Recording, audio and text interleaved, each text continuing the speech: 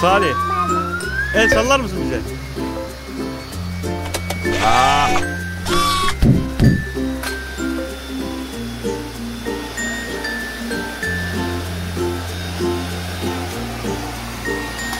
Nasıl? Bir şey söyle.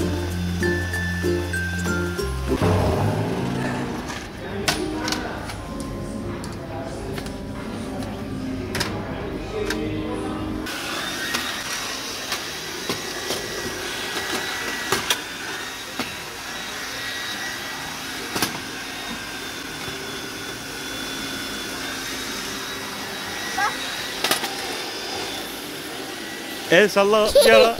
Salih. Salih, el salla bize. Aa, Salih mutlu bizi.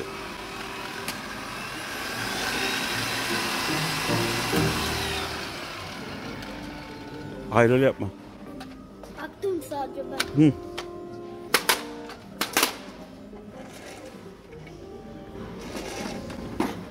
Nasıl, güzel mi?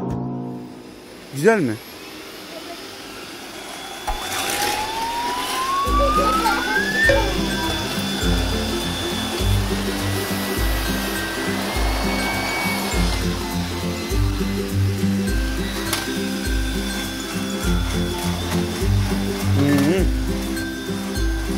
Metro pırpır oldu sayesinde.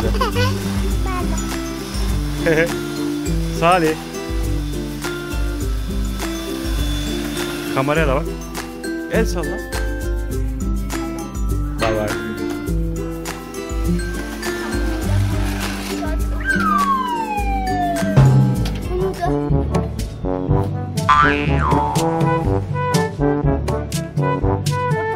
Yoruldun mu? Neden?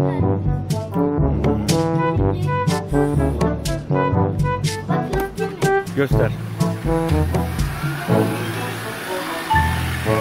Evet. Çevir, çevir. Aferin. Çok güzel.